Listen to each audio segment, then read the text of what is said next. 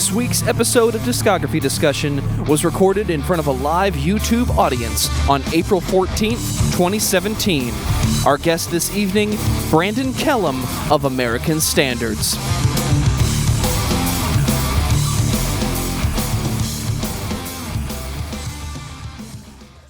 To a hockey game, and I'm talking to one of the older guys, and he was asking me, he's like, I heard you're in a band. What do you guys like? And I'm like, oh, we're just, heavy metal, a little, punk influenced and everything. Right. He's like, yeah, but like who? And he throws out, the first band he throws out is In Flames. I'm like, okay, we're a little bit like that. And I'm like, we're a little more like chaotic and everything. He's like, oh, like Dillinger Escape Plan. I'm like, exactly. Dude, like we're that. getting better, really getting warmer. Yeah. Keep coming. He's telling me about like when he just caught the last Dillinger show here in Arizona. And I'm like, wow, man, I would not have expected that at all. Right. Yeah, that's pretty cool. Actually, I don't really see that much anymore. With like most of the people I talk to, they're just like, so it's like Slipknot, right? I'm like, well, yeah, kind of, Yeah. It's crazy how Slipknot has really become like the biggest underground, but now obviously not underground at all, but like extreme metal band for like people of all right. types of music. Kind of look at them as the pinnacle of heavy music. Right. I mean, in a lot of ways they are, I guess. I mean, it's weird because like when I was younger and in bands and stuff, I really spent a lot of my time trying to be like the genre definer, the elitist, so to speak. I'd hear somebody would say like, oh, you like stuff like Slipknot, right? I'd be like, no, it's not like Slipknot because Slipknot is a commercialized version of nu metal, and it's just like ridiculous. And then I'm like, okay, well, here's our band, and we sound kind of like Under Oath, and they're like, under who? Because it was like a little before that, yeah.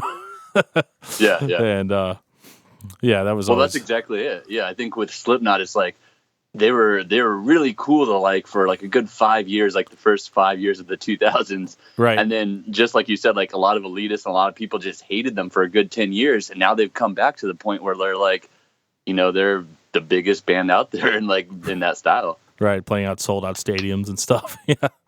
Yeah. I mean, it's kind of weird though, because I don't feel like your traditional hardcore show would really work in that setting.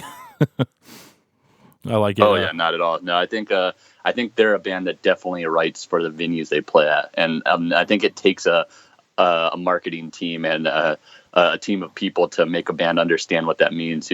Right, for sure.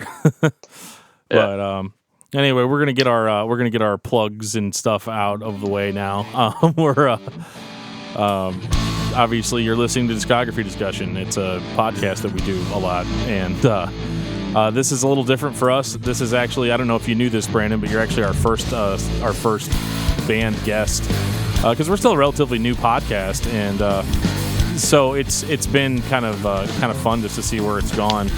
And so this week we're actually going to get together and we're going to talk about just stuff that we like. It's not going to be like a regular band interview where we're like, what are your influences? Do you guys have any crazy tour stories? When's the new album coming out? Even though I haven't heard the new album, I'm sure it's great.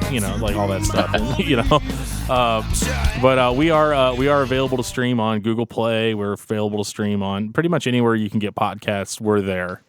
We're on iTunes.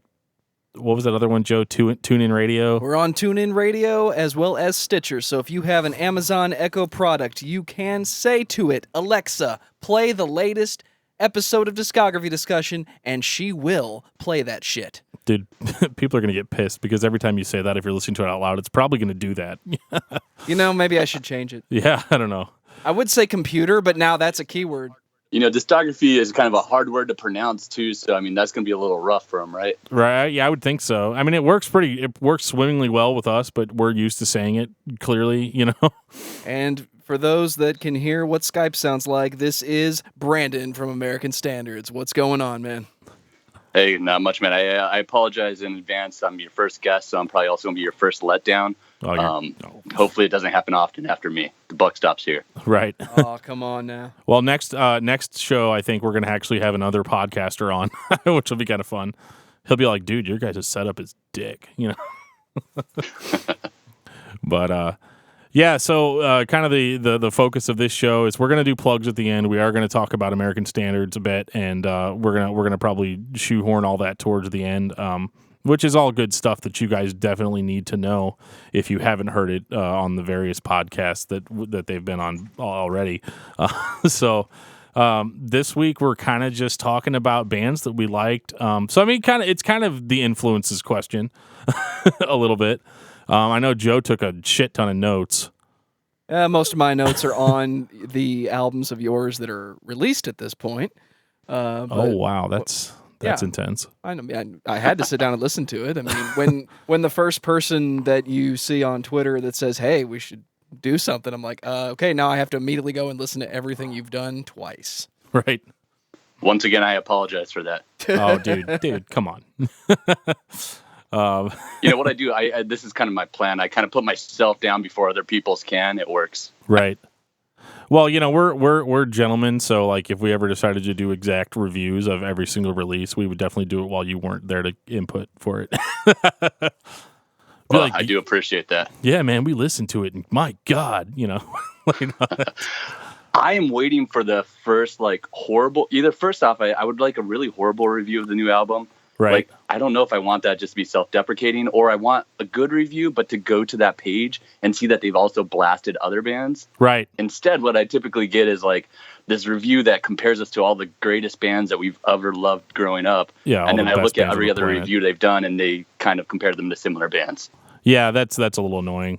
I hate the band comparison anyway, because like, you know, oh, you guys play chaotic, you know, hardcore or metalcore or whatever you want to call it.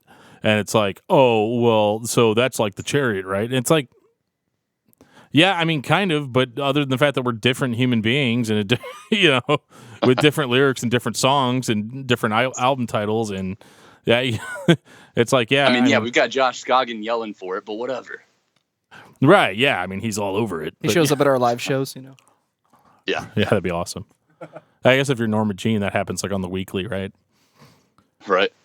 He's like that's got to be really shitty though for them. Like if you like all the fans are out there to see him, and it's one of those things where okay, and I'm gonna preface this by saying I love pretty much everything the Gene has done. You know, even the newer stuff that's not as chaotic, that's more rocky, all that stuff. But they get in front of a group of people and they start playing, and everybody's like, man, so when are you guys gonna play the Bless the Martyr stuff? Yeah, right. Like, and that's what they end it with too. You know, they end it with Memphis will be laid to waste. Pretty much. We've done 4 or 5 shows with them in the last couple of years. We actually did just their 10-year tour not too long ago, and they ended it every night with that song. Oh wow, that's awesome. Oh man, but yeah. So Norma Jean, they were huge Solid State. So when I'm definitely more of a Solid State than Tooth and Nail guy. So if you want to jump over to Tooth and Nail at some point, you just do it, and I'll just deal. Are we going to have like a Red Rover session where you two square off and are like, you know, Solid State, Tooth and Nail? I don't know about all that. I mean, did you listen to American Standards? I think we're both on the Solid State side. Absolutely. Most of the stuff I like from Tooth and Nail was stuff that was so we released. Need a counterpoint. So if you want to take the counterpoint, right? He's real good at that. I am good at being the dick in the conversation, but I think in this case, it's going to work swimmingly well. But I'll just kind of start off giving a little bit of a history of like Tooth and Nail Solid State. For me was my first release it was actually on Tooth and Nail, believe it or not, was Bow by Focused, which is like really going back. And it's so old that the Tooth and Nail logo doesn't even look right on the album. Like they didn't have their official logo yet, so like it just said like in just big plain letters on the back of the CD, Tooth and Nail, and then they just put this huge rectangular box around it. Oh no! Is that right around the start of it, like 1994 or 5, somewhere around there? Somewhere like there, yeah. I actually think that one might have been 93. And if you've listened to this podcast. You'll know that I never actually checked the dates or prep myself up for these at all. So I could be dead wrong about that. But yeah, it was around that era. And that shocked me. You say this stuff with so much confidence, man. As I'm binging like some of the podcasts today and yesterday. Yeah, I'm like, wow, you guys know everything. But I think you just say it really confidently, so no one questions it, right? Right. Well, yeah, I'm a technician where I work, and so you have to say everything like you've been working there for 30 years, you know. So I kind of you've been doing that your whole life, as long as I've known you. Shut up, Joe. But yeah, so that was me. It definitely was like Focused and Strong Arm and Focal Point and stuff. And that was whenever I really wasn't on the chaotic metalcore train yet.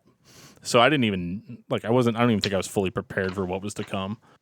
Yeah, no, on my side, I think I probably didn't get into a little bit later than you. I mean, it's I know you guys had your own episode on Zayo, but I think it probably wasn't until around Splinter Shards, around was it 96, 97, that I really started getting into it. Yeah. And I worked my way back, and I listened to some stuff from Tooth and Nail, like Frodus and MXPX. Oh, Frodus.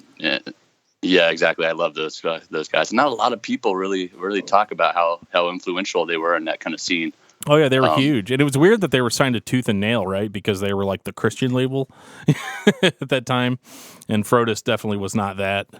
MXPX, I guess I got that a little bit off of, but yeah, it's kind of funny how that's known as the Christian label, yet was one of the most had some of the most influential bands in the genre on that label.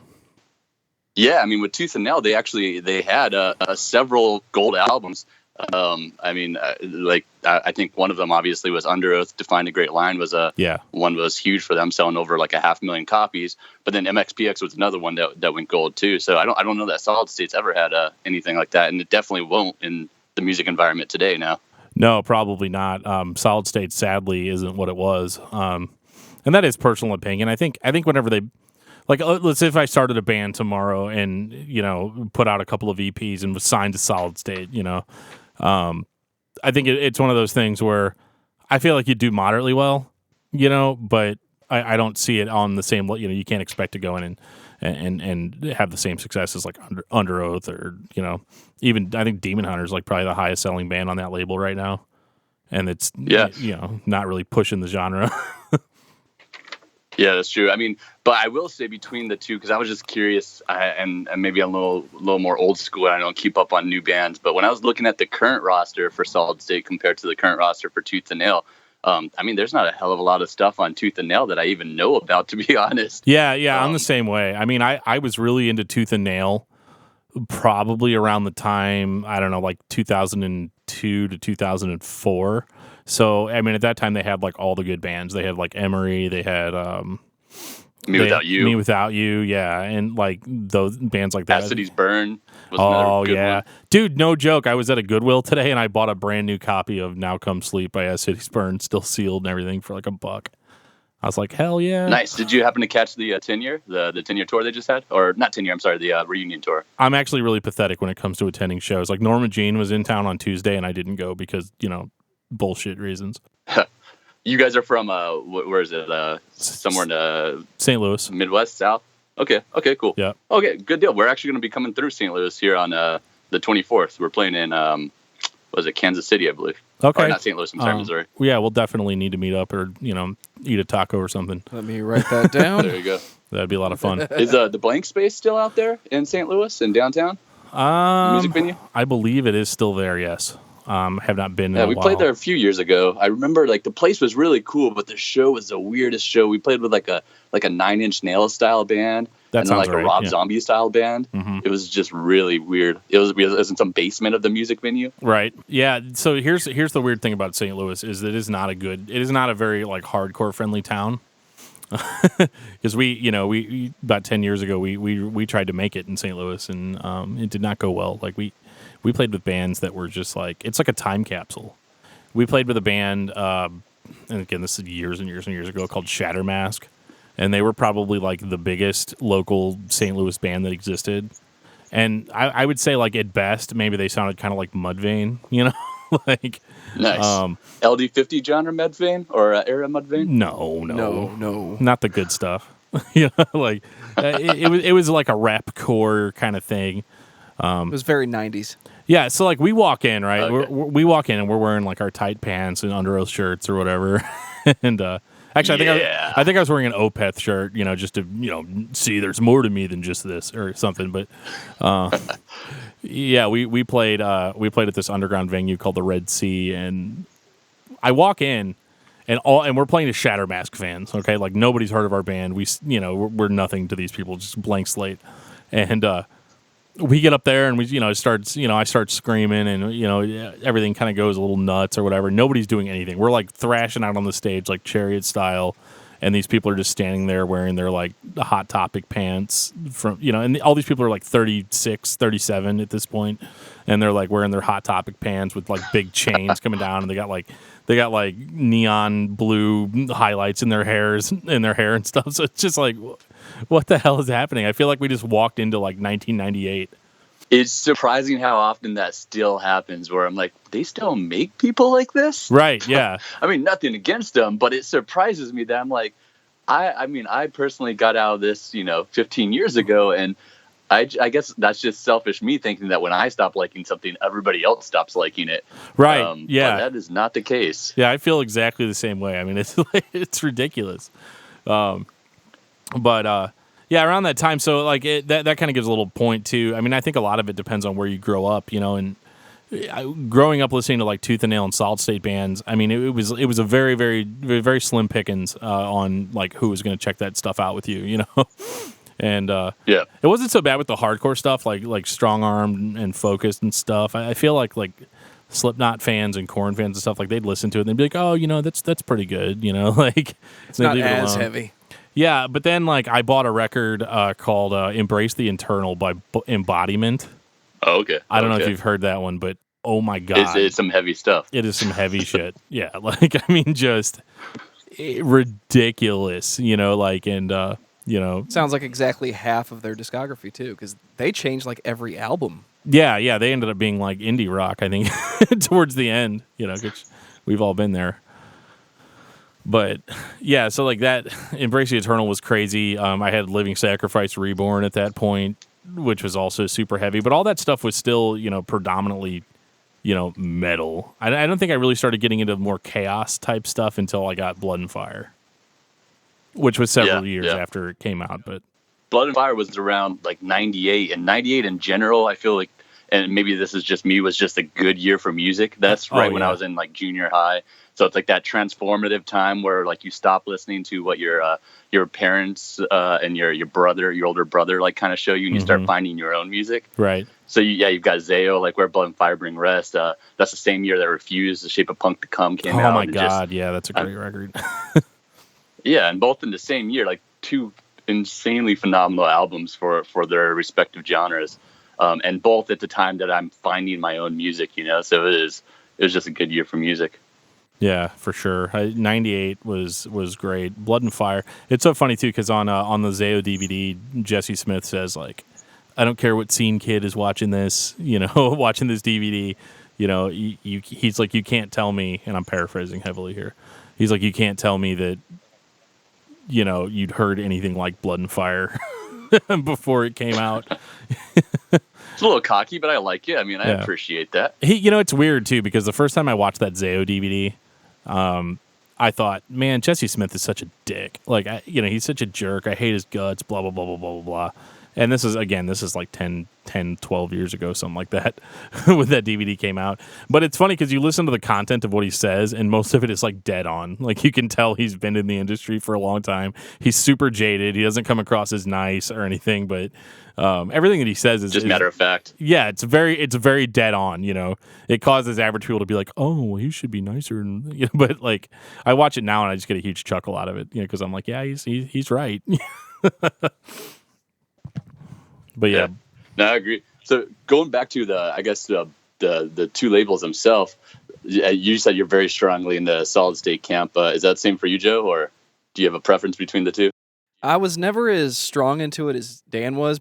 I like to think that I'm the person that got Dan into metal because before that it was grunge and punk. And when I was hanging out, playing guitar, practicing Metallica songs and things like that, Dan just out of nowhere discovers this band called Zayo.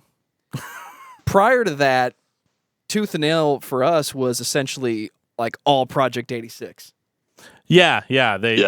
Heaviest thing we'd ever heard, even though it wasn't the heaviest thing. But then out of nowhere, he pops up with Zayo, and then Dan was in a different world for like 5 years until Zayo finally like sunk into my brain and I got it. And I think I talked about it on the podcast. Like I saw that DVD and it humanized them, and then I'm the guy that's trying to catch up with all these really good heavy bands that Dan has known about for years. And okay, a lot of Me Without You, a lot of stuff like American Standards, Old, Norma Jean, Chariot. I think actually when I first listened to your album Still Life, my notes were Sneaky Little Zayo Much and Norma Jean and the Chariot at the same time. And it was nice. I'll take it. I think my most random comment was I was at work and the 4 words that came out of my mouth were paradigm, alt, shift, delete, me without you. I have no idea what I meant when I said it, but that's kind of where I'm catching up. Dan's always been ahead in the tooth and nail solid state extreme department. Well, you've pegged us absolutely to a T with that. I think for me, I think much like you guys, I was kind of really into bands like Pantera because my older brother, I have a brother that's 9 years older than me, so he got me into these really heavy bands like Pantera, but also listened to stuff like Beastie Boys and stuff like that. Sure. Right. But when I first came across Zayo, I was like, holy shit, this is something completely different. And that's why, like, at that time I had no insight into labels or really even cared about record labels, you know. And when I got into Zayo, I'm like, I have to find more like this. So that's when I started digging into the other bands that kind of sounded like that. And I started finding out that, wow, there's a lot of great stuff from Solid State. Tooth and Nail, which I didn't even know actually until today, to be really honest, actually was before Solid State. I always I think because I thought Solid State was better, I thought Solid State like owned Tooth and Nail as a subsidiary. Right, it's the exact opposite, yeah. How many times exactly. have I heard you correct people on that, Dan? It's like, hey, Tooth and Nail's like this. Like, no, it's not. Come on, man, I'm not that big of a jerk. Well, I'm glad I did my research before this because you would have corrected me. I'd have been like, oh my God, man, why don't you just go back to the drawing board? Yeah. It's almost like if you think like Dr. Pibb owns Dr. Pepper because you like Dr. Pibb more. That's not the case. Right, yeah. It's like, no, I don't know about that. I agree, though. Yeah, like, so, to me, Solid State's the big label, and then, like, Tooth and Nail's, like, what I check out if I'm, like, bored on listening to Solid State stuff. Although, if you look at the album sales, you know, it would say completely different, right? Absolutely, yeah. I mean, look at bands like Amberlin that came out of Tooth and Nail, you know? They're huge, yeah, exactly. You know, like, and Under Oath. And the band that I'm a little the weirdest about as far as, like, Tooth and Nail Solid State is He Is Legend, in that, like, I fucking love their stuff. And I can't figure out why they're not bigger. Yeah, and their new album that just came out too, I feel like it started to walk the line of like some of these could probably be like radio, you know, like hard rock radio hits. Right. And then some of this stuff also has like a more mature vibe that's maybe a little too chill or mellow for the radio. Sure. And then they still have a little bit of edge to it. So it's like the best of all those worlds. But in all honesty, this is my opinion of that, and also of a lot of bands, is like if you're not doing something shocking that's really grabbing the teenage demographic, so like grabbing the new people, just like Zayo grabbed us, right? You're not going to grow as a band. You're only going to grow appreciation from the people that have a nostalgia for you. So just like Norma Jean, where people wait for Memphis Has Been Laid to Waste, with He Is Legend, people wait for I Am Hollywood to play, you know? Right, that's true. It's weird. My favorite He Is Legend is probably It Hates You, which was like their most rock, sounding album. Honestly, I also think the lyrics creep people out because, like, me and my wife were driving. We were driving down to like an Easter egg hunt or something recently, like within the past few days, and I was listening to. I think I was listening to Suck Out the Poison, and that first song comes on, and my wife's like, "Wow, his lyrics are just like really rapey sounding." Wow. I was like, yeah, I never really picked up on that because I'm not typically afraid of being raped, but privilege. Anything's privilege, man. Anything's possible, but it comes off rapey, and then I listened to a lot of He Is Legend. After that, I've listened to a lot of He Is Legend lately, and I was like, wow, yeah. So he's got that one song where he's like, you can kick and scream if you feel better, but you'll never get away. And then on Attack of the Dungeon Witch, he's like, if you got the magic, then I got the moves. We'll see who wakes up next to who. And it's just like, it's very, she's right. It is kind of rapey. I hope on their new press release for this new album that comes out, or that just came out, they have the quote, Discography Discussion says, it sounds kind of rapey. Sounds a little rapey. It's their rapiest album yet. When are you going to start writing album reviews again? Right. A dash with your name by it, man. A dash with your name by it. Right. Oh, God, I hope not. Yeah, so I mean, I think Solid State and Tooth and Nail were the two labels that actually made me start taking note of like what label bands were on. And then outside of those, I mean, the only labels that have even to this day done that for me, although I think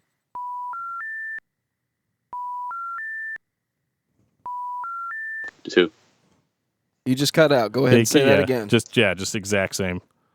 Oh, sorry. Yeah, I was just saying. So outside of Solid State and Tooth and Nail, those were the only labels that really got me into looking at what bands were on the label and taking notice of that.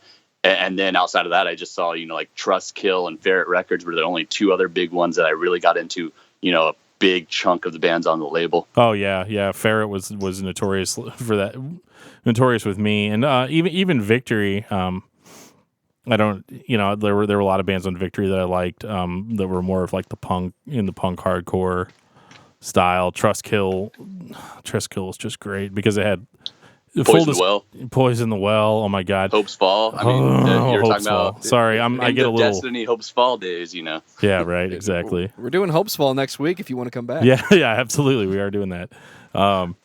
Dude, fucking Hope's Fall. Sorry, I can't. We'll save it. But like. Another band that had rapey lyrics that was on Trust Kill is Fight Paris. Did you ever listen to them? Yeah. And it's weird because I never thought to look at bands in that regard until like just the other day. I was like, what bands sound rapier than other bands? Like Glassjaw sounds very rapey. I thought Glassjaw was the only one that sounded rapey. Yeah, a little bit. Well, just on Fight that Paris first album. essentially had the 80s rock mythos into a hardcore band, right? Right, yeah, for sure. The only other band I could think of that did that too was God, what were they called? It'll come to me like as soon as we're done doing this podcast. But there's another band that had kind of like that '80s rock and roll mentality. God, I really wish I could remember that name. It had the word. More recently, there's this band called Wilson, and they've kind of got that same vibe. Okay, yeah, I haven't heard them yet. They're a little like they started like Mailing and Sons of Disaster, and then they went just kind of like butt rock. Right, butt rock. Good butt rock if they're listening, but it's still butt rock. So let's talk about butt rock for a second. I already got Under Oath pulled up. No, that's not what I mean. So like about 10 years ago, I started referring to bands that I didn't like as butt rock. Like, and not even, but then over time it developed into, I'm not just talking about bands I don't like, but like bands that play a particular style. Like even He Is Legend could be accused of being butt rock at times. And, I would say that. And, but it became like that Creed, Nickelback, Pearl Jam kind of sound. There were times where I'll even call bands like AC/DC and accept butt rock, But it's really weird because over the years I've started hearing other people use the term, and I've been trying to determine, did I just start saying that, or did I hear it subliminally and start saying it as if it was brand new, I feel like you've probably imparted it onto the world, and we all just took your lead. Maybe. Take that nugget, Dan. I didn't have a voice, back then. There was no getting on the internet and doing a podcast back then. All those End of Destiny shows. Exactly. You were the hardcore guy talking between the set. All right, I want to preach to you about butt rock. Right. Let's talk about butt rock for 5 seconds. I know it sucks when a band gets up and preaches for 45 minutes, but this is hardcore, baby. Yeah. Oh, man. So speaking of that, actually, what impact? So going back to the whole Christian label thing. Now, so I was raised in a very religious, conservative place. We were Pentecostal. We didn't have TV. We didn't have any of that shit. And so that was the weird thing about Tooth and Nail Solid State was that with them being the Christian label, it was one of those weird exceptions where like no one cared. There wasn't the backlash that like the 80s Christian metal bands had, like Stryper and all that, where people are like, oh, well, this is Christian metal. Like you go listen to Blood and Fire. It's one of the greatest fucking metalcore records you've ever heard.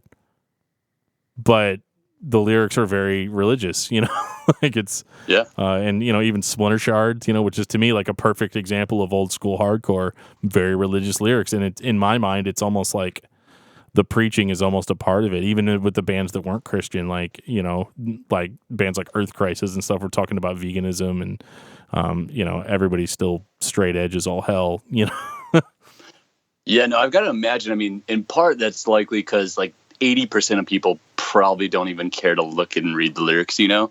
Sure. And you've got a band like Zayo, and if you're not really listening through over and over again, you might not be picking up on those undertones. Right. But coming from maybe a completely different background than you, I did when I was younger. I actually went to church with some friends and neighbors and things like that. My family was not religious by any means. I even got to the point where we used to do this like Bible quizzing and stuff. But as I went into like a teenager, I kind of decided to fall out of that. I think my kind of philosophy on all is I always want to know about something before I decide if I like it, don't like it, believe in it, or otherwise. Well, that's smart. I mean, yeah. So I'm not a religious guy by any means, but I love so many tooth and nail bands and solid state bands, and I think to me it never sounded super preachy. It never sounded like they were trying to convert you or like come into their way of thinking. It just that completely went over my head, and I just said, this is insane music, so I never felt like they were pushing that on me. Granted, I don't know if between songs they're talking about that, and I know some of the bands actually do, but at least I never had that vibe. So I guess one question I would ask you is, do you think that some of these bands on these labels, that their goal of it is to, say, convert people or bringing people into their way of thinking? And do you think if that's the case, that it is effective for anybody, Not really, because I have been the lead singer of a Christian hardcore band before. So I have a very interesting perspective on that. I think when it starts, I think it comes from a very sincere place. And I'm talking the more preachy, the more let's go convert people mindset, which we had that a little bit. And but it wasn't like it came from a very sincere place at first. Like, we're trying to do something really good for people and something that we think personally is going to improve their lives or whatever. But the problem with that is that's all good. I don't think anybody has any issue with that statement. But whenever you say we're a Christian band and like you get up there and like, because if you're a Christian hardcore band, the first place you're playing is church 90% of the time. You're playing with a bunch of local bands, you're playing at a church. So you get up on stage and you're like, hey, we're into Destiny and we're doing this for the Lord, and and you get all excited about it, and you get all these amens, you get all these hand claps or whatever, and then you go play your second show at a local venue with a bunch of local punk bands, and you start saying all that stuff on stage, and people are like, it's just like crickets. Nobody's gonna beat your ass over it, but they're not. They're not convinced. And so you start thinking, well, we're being persecuted. I seriously hear white people say the word persecuted more than anybody else that I've ever heard. And it comes from that whole like, well, they didn't like our band, so we're being persecuted. So I think certain bands establish an attitude at that point and kind of move forward in the whole, we're going to be super evangelical. And that's where you get bands like Sleeping Giant and For Today and that are just very over-the-top evangelical really bands. Yeah, and they've got good music, so I still listen to them. But, for me personally, when I was doing it, I kind of reached this idea of, okay, well, we're telling everybody that we're Christians, and automatically that sets us up to actually, when you take that title, you kind of have to take everything that goes with it, right? So suddenly it's a big deal that I say fuck all the time. So, I think we've had a big breakthrough with you, Dan, today. This is in progress. We're making progress here. Yeah, I know. I feel like I'm in a therapy session. But again, it becomes a big deal. It becomes a big deal that we say curse words, or it becomes a big deal that we drink. And and it was all stuff that was like kind of not that big a deal before, but for some reason when you get up on a stage, everybody's kind of looking at you like you're like a pastor. Yeah, like you're a pastor of a church or something. You definitely end up in this situation where you are. It's polar. There is no middle ground. You're either preaching to the choir at that point or nobody cares. Yeah, it becomes politics, right? It's religion, politics, all those. I mean, the same bands that are now kind of doing that, rally against Trump or rally against, the other side. I think they have that same pull or that same visceral reaction. And I almost wonder, especially for the Christian metalcore scene, if it did convert anybody, I feel like it may have converted as many people as it possibly turned off, if not more, because you've got people that maybe were on the fence, and then they listen to these bands and they see that they're a positive influence and they hear the things they're saying. And if they do decide to go that route, you might also have people that are firmly in the church. They listen to a band like Zayo and then they say, wow, this is awesome. And then they start going into bands like Carcass, which are very secular. Right. And then they start saying, wow, there's some really cool stuff out there. And there's also drugs and sex and alcohol and all this other great stuff, you know? Sure, yeah, it could quote unquote lead them down the wrong road. But like, Yeah. you know, I think all that is silly. I think from a personal perspective, and we really don't like to talk about religion on this show too much, but it's worth mentioning because we do cover Christian bands and stuff like that at times. And I think it's just one of those things where, in my personal opinion, is I just don't feel like music is a valid tool for like real ministry. Like the idea of like the snake oil salesman that pulls into your town and converts half the town to his way of thinking. And then he just leaves. Yep. And then over time, the town just kind of returns to normal, like the way that it was before. You might have a few fringe fanatics that still stick with it, but for the most part, you know, as far as like a Christianity perspective goes, it's like if you really want to minister to people and you really want to make a positive change in people's lives, then you know you go out, you clothe the homeless, you feed people that don't have help, you give people money that don't have money, you establish friendships with people that feel like they have no one to talk to. And to me, that's first of all, that's basic human being stuff anyway, like regardless of religion, you know. Yeah, no, I agree. I think the basic human being stuff is what you can impart on people and aspire for them to follow that and not necessarily follow the title that you've placed above it. Right. I mean, if you hang out with somebody for a long time and they're like, you know what, I'm going to give this Jesus thing a shot, then, you know, great, you did your job or whatever. But like beyond that, I think you get to take home with you the idea that, yeah, I made a positive change in this person's life, instead of it being like, okay, I'm in a Christian hardcore band and we travel all around the United States and we play a show and we do an altar call at all of our shows, and now, you know, we converted all these people or whatever, but then we leave, and these fans, they have no real personal connection with the band members, you know. Yeah. So it's really just kind of a farce in that regard, and that's really all I'm going to say about it, without like pissing off anybody that, you know. Every listener that right now is tuning out. Oh my god! But no, I agree. I mean, I would say, like, and maybe this is a weird connection, but I almost say in the sense of like country music fans have this kind of really devoted, or country music fans, I guess, have this really devoted fan base and people that like kind of live that whole lifestyle when they go to these festivals and shows. It's this whole thing that like they've already got this built-in crowd, you know. And with the bands that were doing this back with these Christian metalcore bands, I feel like when they were playing shows that were, like you said, at churches or at like Cornerstone, for example, right, they had a built-in fan base that was supporting them, and a lot of the churches were also, you know, using money to fund these tours. I mean, I know of several bands personally that were touring off the church money. Sure. And I think just like you said, maybe once they stepped out of that realm, it became a little more polar because, yeah, you do an altar call at a predominantly secular metal show, and you're going to have a lot of people that hate it just because of that, even if you're a great band. Right. So I think it really limited a lot of bands, but the bands that did it well are the bands that did exactly what you said. They showed, they give an example of how you can use music for a positive, I guess, result, but didn't necessarily preach it to people, you know?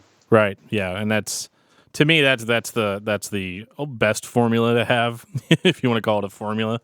But yeah, and the weird thing about Tooth and Nail Solid State though is that like it really, like, I never really, like you said, I never really got that vibe off of like most of the bands. You know, it was always a Face Down Records, a totally different story, but Face Down was like if you were too Christian for Solid State, you know? Like, you know, it's like, well, okay, hold on. We actually want to sell this at Best Buy, you know?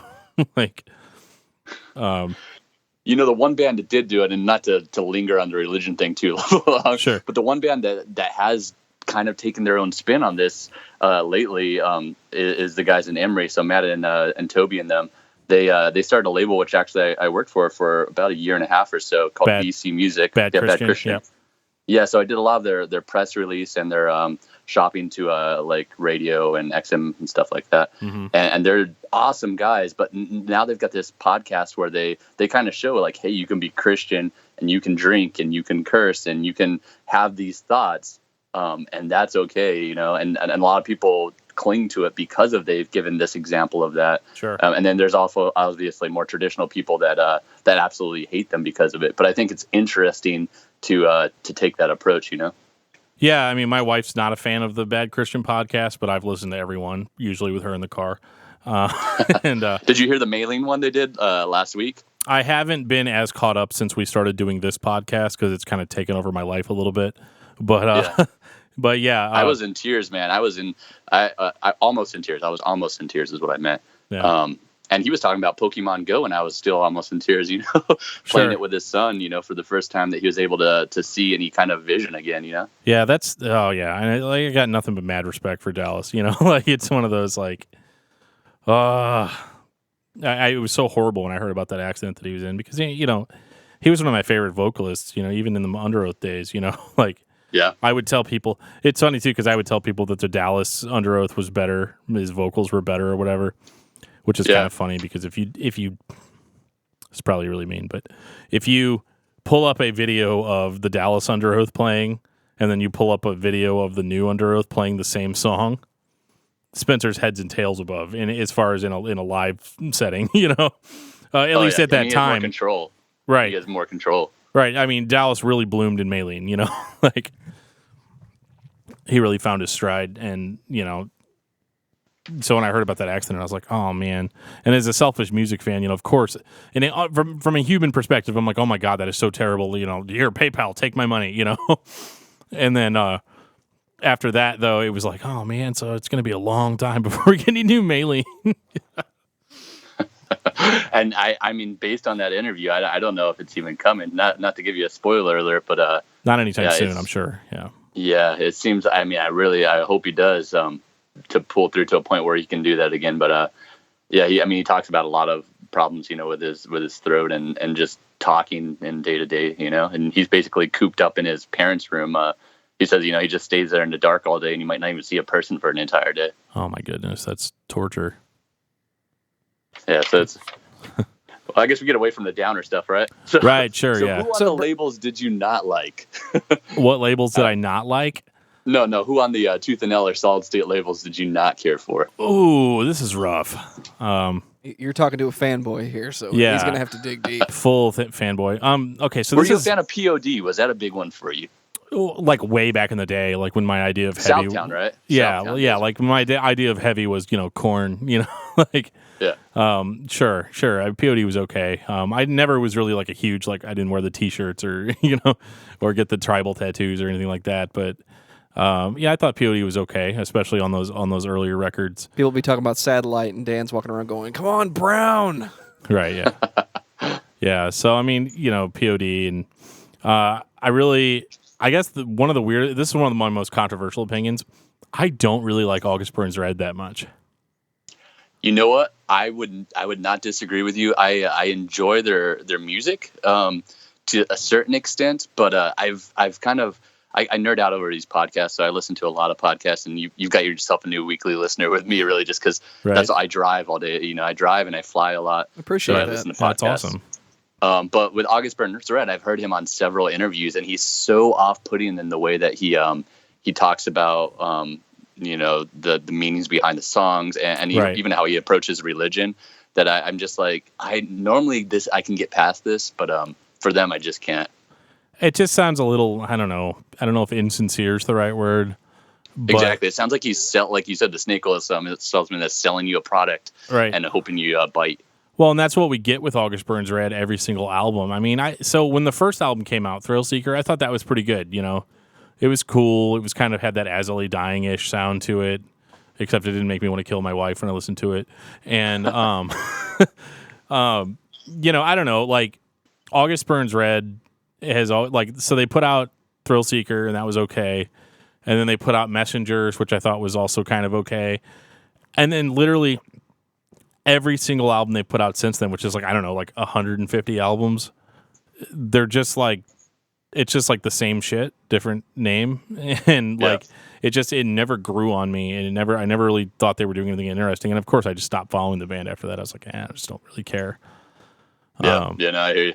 I mean, if they're listening right now, or the label's listening, we're completely down for the tour still, so you can still hit us up. Yeah, I'm just trying to make friends with you, Dan, here, and Joe as well. So there you go. Yeah, I'll show up and I'll show up and sell merch for that tour. Yeah. The other one that I never really got into a whole lot either was Oh Sleeper on Solid State. Oh Sleeper, and, yeah. Yeah, I say that like not only from the music standpoint, although like I have heard stuff that I like that sounds very much more like Under Oath. Yeah. But also they did a reunion recently, which we kind of got thrown on the reunion last second, and they did it as I want to say a 3-piece. So it was a guitarist, a singer, and a drummer, and the drummer was playing sideways, so you could kind of see everything. Okay. But we get there for sound check, and they were so triggered up that they had a patch of bass in, so there wasn't obviously any live bassist. Right. They had a track for keyboards. They had a track for the second guitars, which was doing all the solo work or the more lead type stuff, I guess. Damn. And then even the drums being sideways, like you can see when they're going into double bass, he was playing like halftime of the stuff and letting the track pick up the other beat. Wow. And it sounded fantastic because it sounded just like the album. Sure. But it looked really awkward having 3 guys up there, but obviously hearing like 8 or 9 parts. Right. Yeah. And don't get me wrong, so many bands do that now, but it felt really weird. And it was awkward because people started leaving throughout, the set, some before they even played, but definitely a lot as they were playing. And I just couldn't get into it, Yeah, I liked their first 2 records. I didn't really listen to the third one or the EP that they put out after that. I mean, I'm sure it's all great or whatever, but like it's one of those things where I was kind of getting out of the whole like sing, scream, Under Oath-y kind of sound. I mean, I liked Under Oath still, but I didn't feel like I had to listen to another band that played that sound. Yeah, we're old. We can't listen to that same stuff forever, right? Right. Assuming, exactly. Are you guys in your 30s maybe or late 20s? I just turned 30. Yeah, you have a pass now to not listen to every band that sounds like 2005 style, Right, exactly. Sadly, there's not a lot of them. It does sound like that's come out here recently. Have you listened to Silent Planet? I think. Yeah, I do enjoy their stuff quite a bit actually. Now. Yeah, they've got that vibe, right? Oh yeah, for sure. I like Silent Planet. I don't have. I only have like their latest record, and to be honest with you, I listen to so many records I couldn't even tell you what it's called. Because like since I've gone I don't know if you listened to the episode where we talked about digital versus like physical formats, but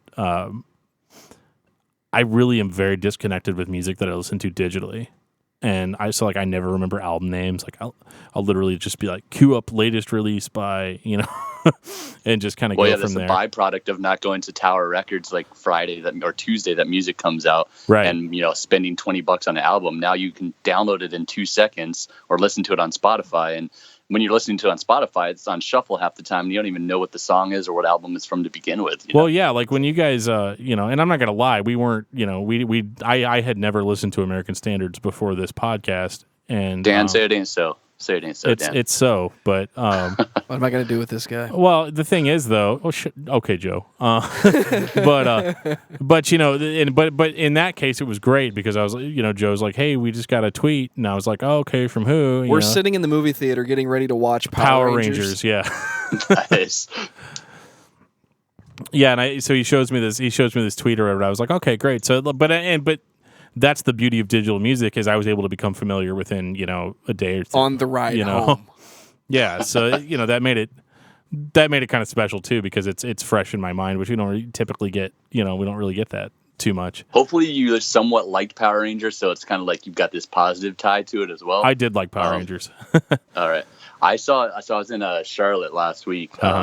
And I it was night. I was by myself. I was trying to kill some time, so I'm like, I'm gonna go check out the new Power Rangers. So sure. I go to this new theater that's one of those fancy ones with the recliner chairs where you got to pay $15 for a ticket. Don't tell me you fell asleep. No. Okay. So I walk up there. I pay my $15 for one, into his 30s man. Sure. and then I notice, hey, this place actually has a bar at the movie theater. So now I grab a beer. I walk into Power Rangers, and I'm just sitting in like an empty theater by myself on a recliner, drinking a beer, watching Power Rangers. That's the dream, though, right? It was enjoyable. Yeah. It was enjoyable. I didn't get a tweet from a random band asking me to be on the podcast, but right. It was still enjoyable. That's cool. Yeah.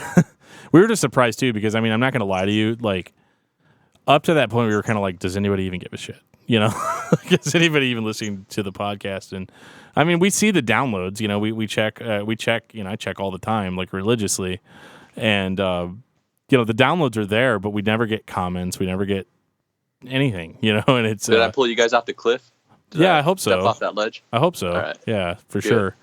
Everybody's been really cool, but yeah, it's one of those things where you know, we were just super pumped. We were super pumped to do it. But what I was going to say is, you know, when I heard the band, it was really one of those like, I'm going to listen to this to make sure I give a damn, you know, like beforehand. Fair. You know, Fair. and but I liked it because it's right up my alley, you know, so it worked out.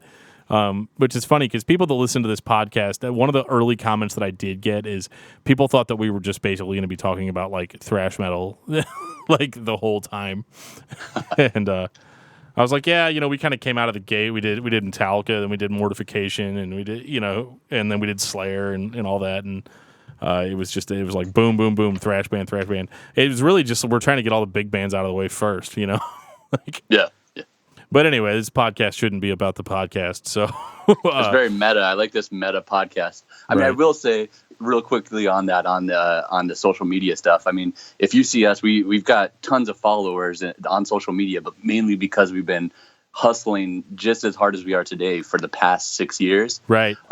But just like you guys, I mean, we're not getting this overflow of likes and comments and all this other stuff. We do okay, you know, but for our size, or at least the appearance of our size, we don't. And that's all because the social media algorithms, you know, it's not in your favor unless you want to pump money into it. So if we've got 60, 70,000 people on Facebook, we're playing a show in New York and we post it, it gets shown to 1% of our following, and those people might be on the West Coast. Right. So or here in St. Louis. Yeah. Like, yeah. Yeah, so I mean, it's one of those scary things about social media. Like promotion is so hard. I remember like 10 years ago with our old band, we were trying to promote, and it was like MySpace, right? It was MySpace. Absolutely. Yeah, and actually, our the guy that owned our label that we were on was like very vehement. In your top 8.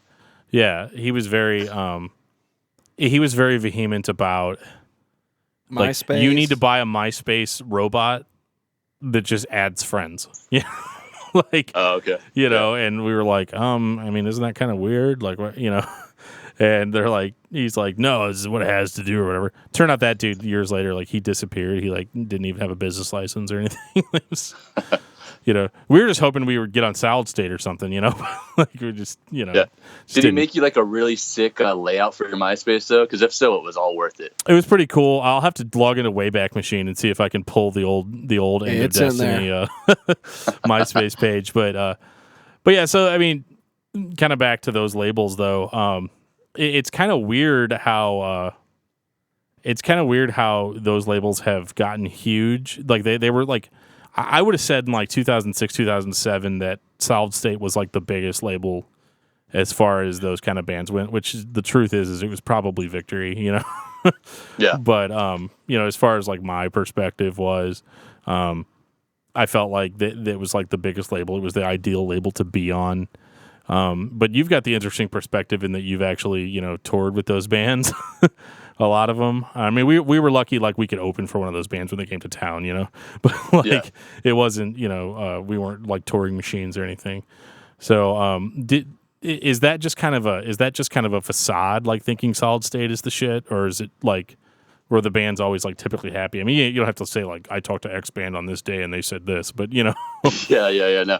No, I do. I mean, I will say, I mean, I probably also have a very skewed perception of it too, because at the time that I really got into it, it had such a like mythos to it that I was just starstruck from the idea of these bands, you know, when I first started playing music. So because of that, I think I still hold on to that. Like when I look back, like of that being this awesome nostalgic time that had no like negativity to it at all. Sure.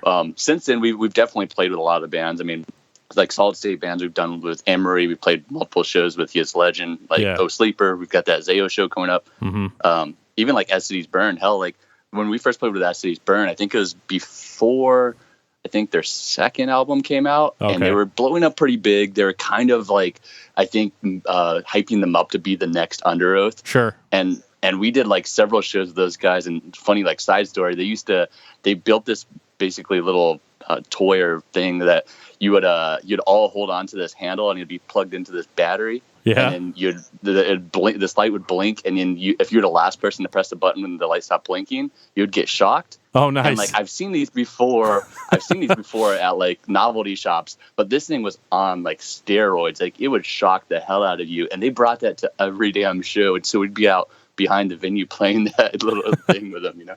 That's awesome. But, so I've got really fond memories of it, but also like now it seems like since I've personally been playing in bands for about 15 or 16 years, and we've kind of lucked out as all these 10-year anniversaries of tours start coming through, and we get lucky enough to play some of them. Sure. That talking to some of these guys, and like you said, maybe I don't want to put any of them on blast or anything. Sure. I've definitely heard I've heard a few things. I've heard one, the whole idea that, you know, they started as a very Christian band and now they feel like they can't get themselves out of that, or can't say openly that they're not about that anymore, because that's kind of what's built their image. Yeah. And then more often than not, and this is possibly the most depressing thing that I hear from tons of bands that we play with, is just the idea that it's like, I've been doing this since I was 16. I don't know what else to do, and I'm in my mid-30s or sometimes in my 40s, you know? Right. So it's like, I don't want to do this, but I just don't know what else I can do, you know? Right, it's like I'm trapped in it, yeah. Yeah, so like people feel like, well, either I play in the band and I have to play these songs that maybe I wrote 15 years ago because that's all people care about. Right. Or I've got to, you know, run a record label or work at a tattoo shop or something like that. Sure, yeah. And that's the depressing part, because you almost always see in a lot of the bands that you've got 2 or 3 guys, maybe 1 or 2 guys actually, that are still like really behind it and still pushing the band forward. Sure. And the others are kind of trudging along because it's just all they know. Right. And sometimes I hope that I'm not like falling into that, you know. Sure. I've done it so long that I'm like, shit, I don't know what else I'm going to do. Yeah, since like what, 07 was this band? Yeah, exactly. I'm sure there were other bands before. You know. And that's the crux of it. I think Zao was kind of the first ones that were kind of like public about, we're moving away from this image, you know, like we don't want to be perceived as this Christian metalcore band anymore. We want to be, I mean, you can't help how you're perceived, but you know, it just being one of those, like, you know, when you hear a Zao record, they want you to hear where they're at now, like, and not so much, you know, like, yeah, okay, yeah, like they're going to put out Blood and Fire too, because there's tons of people that listen to Zao and they're like, I know they say they're not Christian, but I can definitely hear Christianness in it, you know, and like it's like, yeah, I mean, but I guess if you look for anything hard enough, you'll find it, right? But you know, yeah, it just goes so beyond listening to just the music and reading the lyrics and just kind of enjoying it for what it is. Yeah. You know, I think a lot of the bands think they've built a foundation on something, and if they pull out that foundation, the whole building's going to come down. Sure. And maybe that's only something that they think, because I think, going back to what I said earlier, I think maybe only 80% of the people actually take their time to find out what a band's about, you know? Sure. Yeah. Yeah, everybody else just kind of like, this is cool. I like it. If it jams, it jams. Yeah. And yeah, Zao, obviously, it's so hard not to talk about Zao because they absolutely are the reason I'm into this music, you know, and they're just a huge inspiration to me. And that's why I was actually pretty jealous. And you're like, yeah, and then we're going to play with Zao. And I'm like, that's cool. I have no clue that, like, I mean, you've heard us, and yeah, obviously I have huge influence by Zao. Yeah. But I don't know that we sound anything like Zao. No. I've just been a fanboy forever, you know? Sure. So I think the way that it came about was completely coincidence. A couple years ago, maybe 2 years ago, we tweeted them, Zao, and we just said, hey, let's have some beers and do some tour dates sometime. Right. And they tweeted style. Us. Yeah. Yeah, exactly. And they tweeted us back like right away, you know, and said, this sounds like a plan.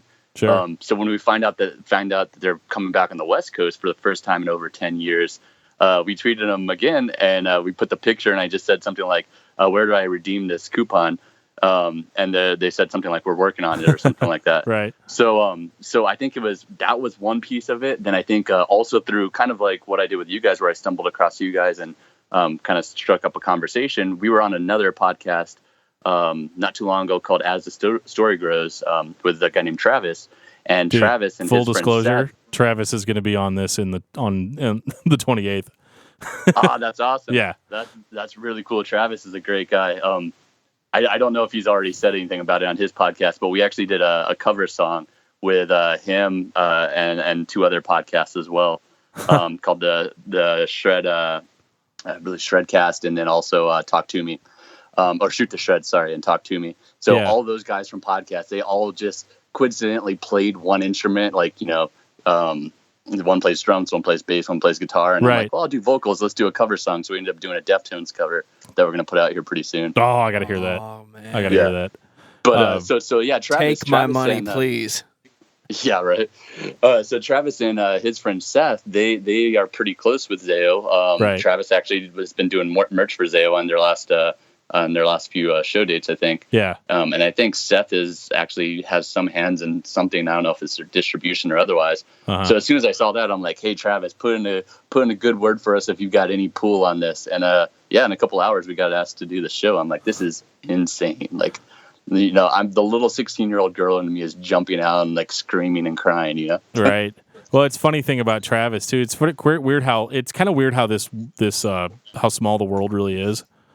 In this scene, because our band, End of Destiny, recorded our debut album in Travis's basement.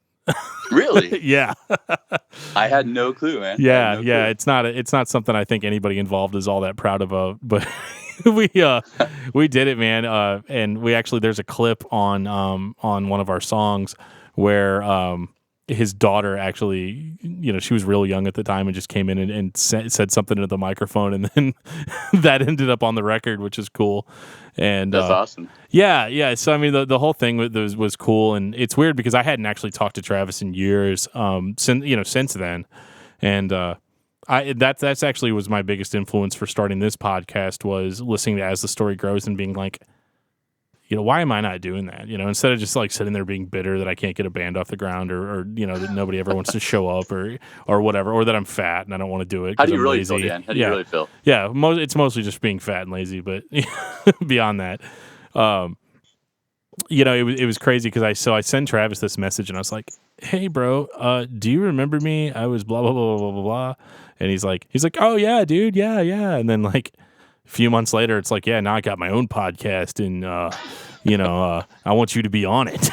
Maybe I'll pencil you in if I've got the time. Right? Yeah, just being real nonchalant about it, but yeah, no, he's down. I mean, the beauty of his podcast, and also from what I've heard of your podcast now, is not that like, hey, how'd you get your band name and who have you played with and stuff. It sounds like a conversation, and that's something I rather listen to than someone talk at me the whole time, Sure, yeah. I mean, I hate listening to podcasts where it's like that. It's always like, what are your top 5 albums for, It's just like, dude, nobody cares. And half the time, the shit's not going to even sound anything like what the band sounds like, Like, it's not, it's weird because it's like every band, like, it, if you get Slayer on the show, you ask them what they've been listening to, and they're like, we've been listening to Tina Turner tapes in our car, It's like, yeah, oh, okay. Cool, next question, Yeah, so, I mean, I guess that's kudos to you and kudos to Travis. And, this segment of the podcast has been brought to you by As the Story Grows. Absolutely. Could check it Travis, out. Travis, you could send me a check. Yeah. I knew he had something to do with it. Wait, Travis gets This was paid? all an elaborate ruse. Travis makes money doing this? What? Coming to your house. Right. But yeah. So going back to the labels, I guess, are there any hidden gems or any bands that you feel like didn't get the appreciation that they should have had from Solid State or from Tooth and Nail? Oh, that's rough. Because those are a lot of the bands that only had like one album out. Yeah, a lot of the time. There was a band on Solid State that I liked called Your Memorial, which they're not like I have never heard this. Well, they're not like it's not like holy shit, they're great, but like. But I really liked it because a lot of bands, when you hear their first album, you're really just kind of prepping yourself up for the second album because you're going to get to hear what they really sound like as songwriters. And so I thought they had a really cool sound. It was metalcore kind of, but it was kind of light and spacey, which I love Hope's Fall so much that anytime I hear a band that it sounds like I'm listening to it in the clouds, like ready to launch into space. That's what I like. So I liked Your Memorial.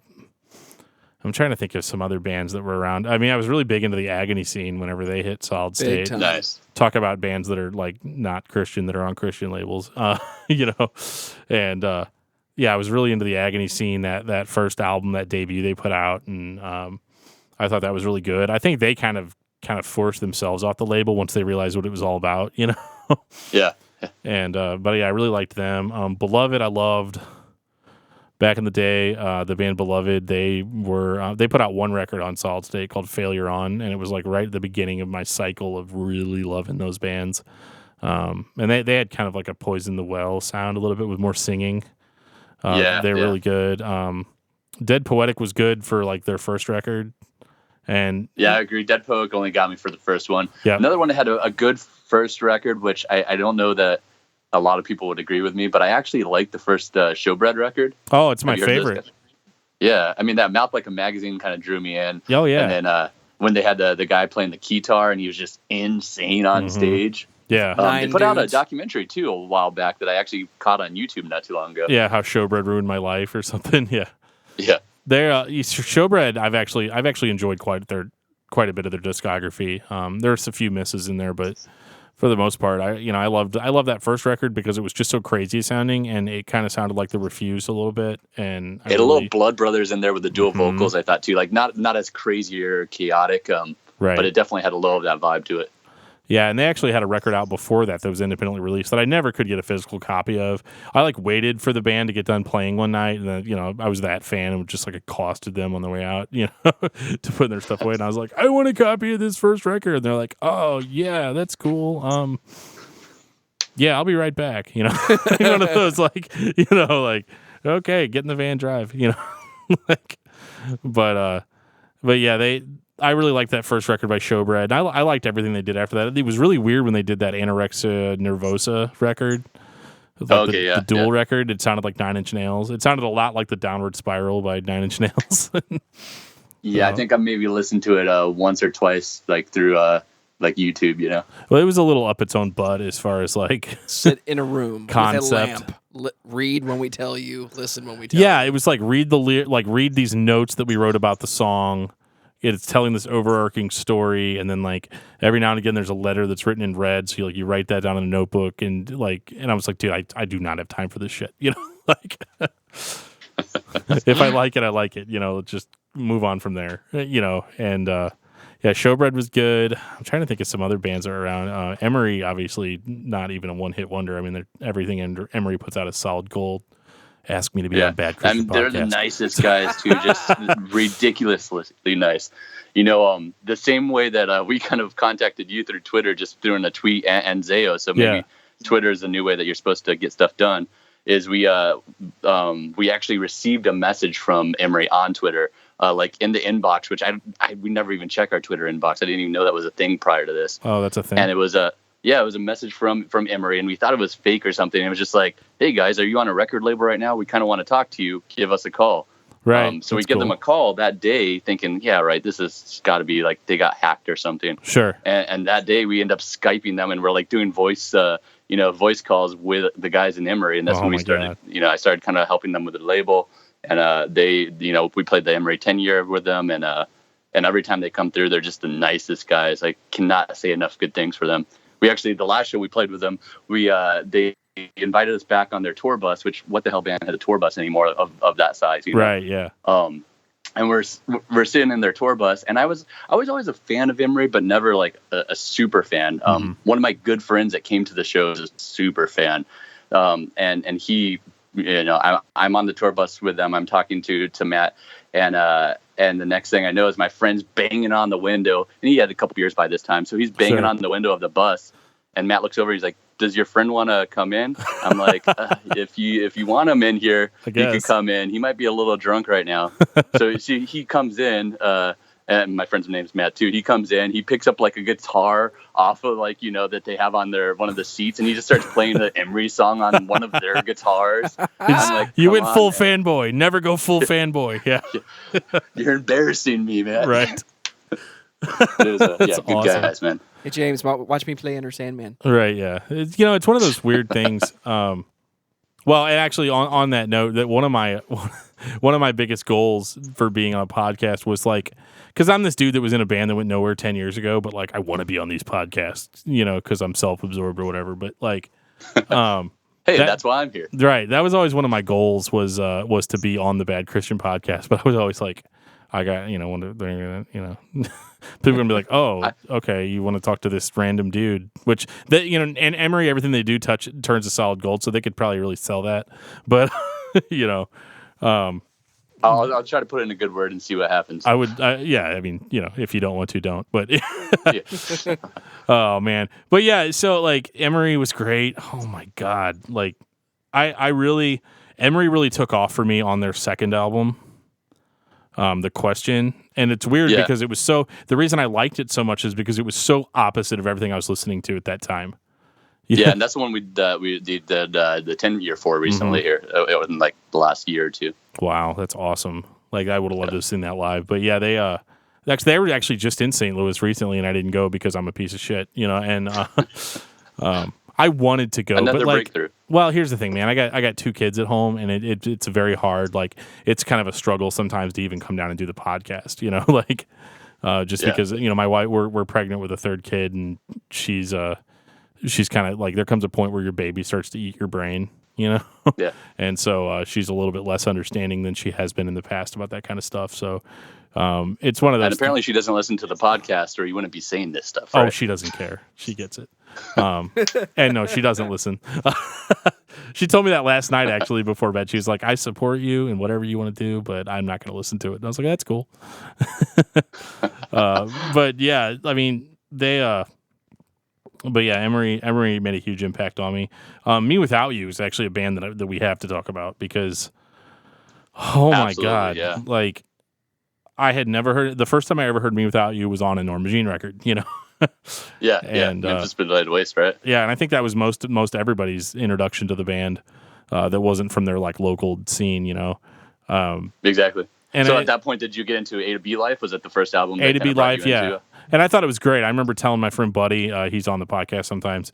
I remember telling Buddy like, hey, dude, you know that ending part on Memphis Shall Be Laid to Waste where the guy's just like talking and screaming and he's just like, it sounds all random, but it like all fits together perfectly, And he's like, yeah, and I was like, yeah, that dude has his own band and it sounds like that all the time, I believe the presentation was it's the Beatles with the guy from Memphis Shall Be Laid to Waste on it. Right, yeah, it was like kind of this cool indie, which is really weird because I recently got the pleasure of listening to their demo called I Never Said I Was Brave, and that's like Before almost yeah, it's like basically like straight hardcore.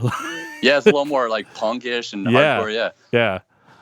You know what I always thought about A to B Life? I always thought A to B Life, I didn't compare it to Beatles or even now where you'd say they might be a little Bob Dylan style. Yeah. I almost compared it to being new metal guitars with like spoken word / shouty vocals, almost like a guy's reciting poetry, like a beat poet on top of a little bit of new metal type guitars and drums, like just really simple riffs, but really good structures and kind of like, just something you hadn't heard before. It's a band that like, unless Aaron started that band unless Aaron started that band, I can't imagine him going to try out for a band and the rest of the guys being like, yeah, this is exactly the vocalist that we're looking for. Right. Absolutely. Well, that's how you get I Never Said I Was Brave. He eased him into it a little bit. Yeah. Because at first they're playing these like super heavy riffs or whatever, and he's just like shouting over it and in kind of a random manner, and then you get to A to B Life and it's like totally like indie rock refined, over the top of it. And I loved that record, but the thing I liked about Me Without You is it almost seems like over the course of their records, there's been a little bit of like personal enlightenment for Aaron. Like he was like angry, just like we all were, the first time we heard A to B, angry and angsty and all that stuff. And then you get to like Catch for Us the Foxes, and it's like it's like still like he talks about a lot of like deep personal things in that, but like I don't know, it seems more enlightened. And you get to Brother Sister, and it's like yeah, everything's okay. We're all gonna get together and have potlucks and eat and be hippies, And then like you get to and they just go blast completely out into space after that, like and I've loved everything. I think it was a natural progression, and I think that it aged with the people that came into it, right? Oh yeah, for sure. So yeah, as you're in your 30s now, it's like, okay, this is music that is still something that like I don't feel ashamed to show people at work, or I don't think they're gonna drop their jaw when they hear it. Right. Yeah. I mean, yeah, you're right. When it goes back to like A to B Life, when you listen to Gentleman, which is one of my favorite songs of all time, everything stops and he just says, "And you better be alone." You've got shivers, down your spine because it sounds so damn creepy. Right. A little rapey, yeah. And we're back to rapey. Back to rapey. Right. The theme, if you have titles for this, the title for this is "It's a Little Rapey." Right. That's definitely going to be a Google hashtag searchability. for sure. Hashtag kind of rapey. Yeah. Yeah. So was your favorite album? I feel like I almost always assume everybody's favorite album is Catch vs. the Foxes, but that's not the case for me. Yeah. What was your favorite album? My favorite album, I Mean Without You, is actually one of the newer ones. It's 10 Stories. Okay, that's really respectable. For me, I think I have to get in. Like, I've listened to all the newer stuff, but I've only given it one or two spins. Mm-hmm. I kind of feel like A to B Life has a nostalgia good for me. Sure. Just in the same way that with Norma Jean, with Bless the Martyr has a nostalgia good, but I know that some of their later albums might be more musically inclined or sound, But I think as they progressed and they went to Catch vs. the Foxes, I think that to me that was just a step to get to where they are today. Sure. And the best step for me was Brother Sister. I think Brother Sister had the perfect meld of everything that they had over the years in my eyes. I jump back and forth between Catch vs. the Foxes and Brother Sister, just because. Yeah. When I say Catch for Us the Foxes is my favorite, it's because it's got January 1979. But then that little part of my brain that remembers the first time I heard Yellow Spider, then that shifts to, okay, Brother Sister is my favorite. And January 1979, actually, when we first started American Standards, we used to cover a few songs, and that was one of the songs, just because that's something that we all really nerded out over. We did a cover of that, and we did a cover of Rather Be Dead by Refused before nice. Refused started playing again. And you can't really play, a song from a band that's still playing that song. Yeah, it's kind of weird. Yeah. Yeah. We, unless they're like a classic band from like the 80s or something, But yeah, unless it's Poison, right? You can do Poison covers and Led Zeppelin covers, maybe. Well, we've beat around the bush long enough. Let's talk about Norma Jean. Excuse me while I queue up Polar Similar. Oh my goodness. I feel like you guys know something about Norma Jean that I don't, or maybe I just read into it wrong, because as I listened to one of your episodes, unless it's just the fact that you guys are huge fans of it, I remember you guys both made the simultaneous comment, let's not even talk about Norma Jean, or something. It was lost on me, but I want to know what's that story. Well, we want to talk about, we're all big fans of Norma Jean. Huge. Fanboys, we think the Annie Mother's good. It's one of those, it's one of those things with Norma Jean where I have obviously loved them since I heard their first note. And they've... Their first diminished chord? Yes. Their first Scrooge chord? Yeah. An avalanche in D minor. No, but obviously Bless the Martyr Kiss the Child had the same impact on me that Blood and Fire did a few years earlier, because it was literally the most insane thing I'd ever heard. Now, granted, there were other things out at that. It wasn't like Blood and Fire in the sense that what we got with Bless the Martyr Kiss the Child was kind of the craziest thing we'd heard in Christian metalcore, not counting Training for Utopia. Good callback. I love Training too. Oh yeah. They had the real chaos, but with Botch is another great one. Botch, yeah. Well, if you listen to "Oh God, the Aftermath" by Norma Jean, you've heard Botch. It's almost the same thing. Even though I'm going to go ahead and say it's a tribute because I'm a fanboy. I'm not going to say it's a ripoff, especially because Corey has pretty much said that he wrote a lot of the songs on that record, so I'm not going to say anything about him. But Bless the Martyr Kiss the Child, it was it was your classic Norma Jean lineup, right? Josh Scoggin, Scoggin, I don't really know how it goes, but he obviously was such a great singer on that record. I mean, you'd had Throwing Myself by Ludacris before that, but this was a whole different beast. But so is Josh era Norma Jean the your pick or your Norma Jean of choice, or? Well, it's the Dark Horse Ensemble, right? It's like a Star Wars movie where, a Star Wars movie with Luke, Han, and Leia is what you want. And so I feel like the Dark Horse Ensemble for Norma Jean includes Josh Scoggin, Although, weirdly enough, it also includes Corey. So my analogy doesn't really make a lot of sense, but because because Corey said like he is Norma Jean, you know, as far as I'm concerned at this point. Yeah, I would agree. I mean, he's been in it the longest, right? Right. It's so funny too because people still call him the new singer. It's like, dude, he is the band. Like, you know, I think Josh has that power though. Like for some reason, and not to discount him because everything he's done has been fantastic, from going to the Chariot and even now 68. Oh yeah. But he has that power to just draw people into everything he does. You know. Right. Well, it's so funny too because everybody talks about how impressive his vocals were on "Bless the Martyr, Kiss the Child," but it's like, well, there's obviously distortion on it. One. Yeah. It sounds a lot like whenever I used to practice in my garage with friends, and I would like run my mic through a distortion pedal, you know, just to make it sound more raw because I just couldn't do the vocals yet, you know. And as you watch him come in and fill in for some of these Norma Jean shows, you can tell the difference between the two. And I don't feel like Josh has the same stamina that Corey has. You know, I think no. Josh hands the mic to the crowd more often than actually singing. Sure, yeah, I could see that. But he's fantastic at everything he does, and the biggest thing for Josh is, and I know we're talking about Norma Jean, but I think the biggest thing for Josh is he's just an amazing songwriter. He's not shredding, but he's writing interesting parts, right? That just haven't been done before. Right, and those lyrics, man, like the lyrics on "Bless the Martyr, Kiss the Child" are like so simple yet profound.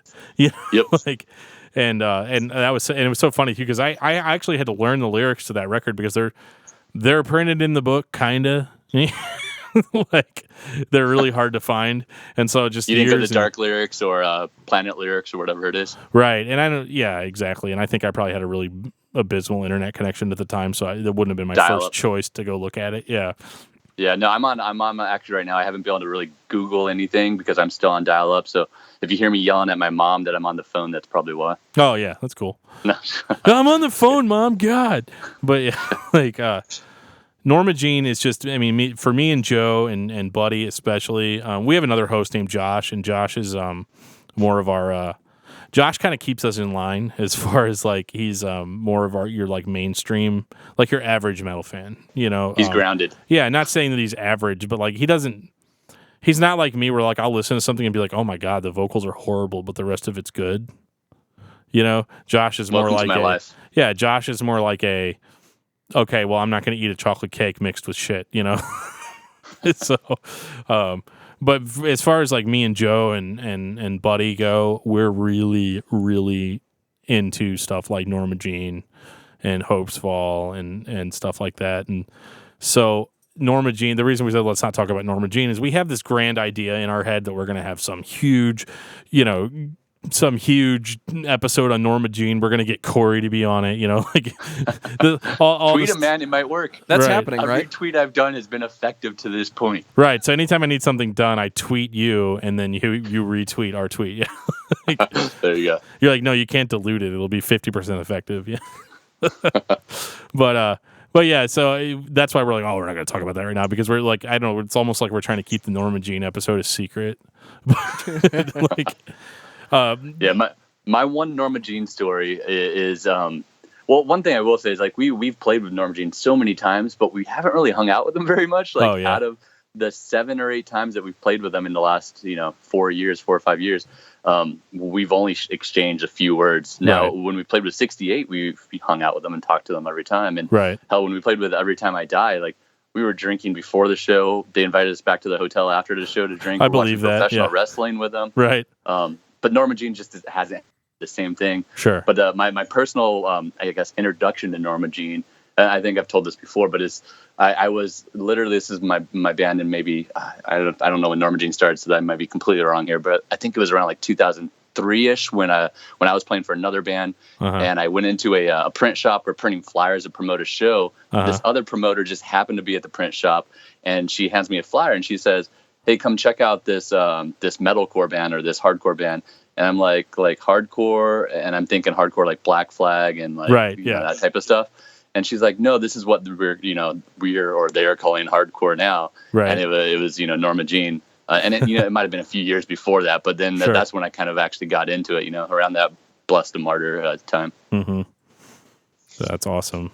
We were kind of the same way. It's me and Buddy were driving because Buddy would drive me to school. He would drive me to school every morning. We would listen to music, and I'd picked up a copy of Bless the Martyr, Kiss the Child, and I put it in. And at that time, I guess I was probably the first one on board with extreme music. And then my friends kind of followed suit afterwards, after just, probably Stockholm Syndrome. We definitely had sympathy for him. Yeah, so I pop in Bless the Martyr, Kiss the Child, and I remember buddies just like, this is just the most ridiculous thing I've ever heard in my life. He's like, I can't even tell what's going on, because to the untrained ear, it just sounds like pure chaos. And it's weird now because when I listen to Bless the Martyr, Kiss the Child, it almost sounds like a melodic record, because how your perception has changed. Right. Well, it's just so ingrained, Yeah, I felt the same way about the Chariot. The first time I had given the Chariot some listens before American Standards, but I was never super impressed by the first thing that I listened to, which I think was the Unsung album. I just thought this is, it's a little rough. Like the recording's obviously not good, but it's purposefully not good.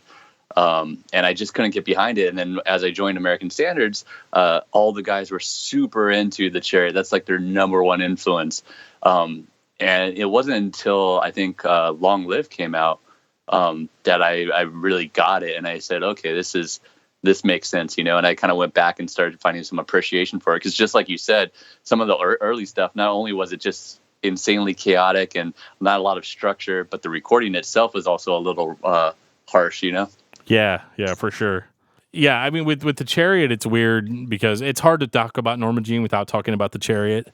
And Norma Jean, obviously, Josh leaves. He starts this band called the Chariots. The first one I heard by them was their debut album. I mean, I was waiting for it to come out, and it was called Everything is Alive, Everything's Breathing, Nothing is Dead, Nothing is Bleeding. And I remember listening to it thinking like, well, first of all, this just sounds like Norma Jean. Like because for the most part, it really did. That first Chariot record really just sounds like it wants to be Bless the Martyr Part 2. The harsher vocals are there. There's not really anything close to what you would call song structure.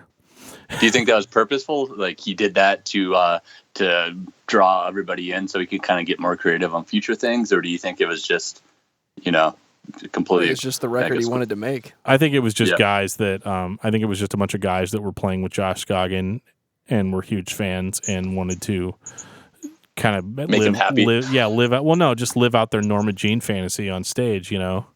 And I think that's what they did. I remember them getting a lot more creative on their Fiance record, which just sounded like not so chaotic as far as like feedback goes, and because they really just let their equipment make a lot of the noise before that.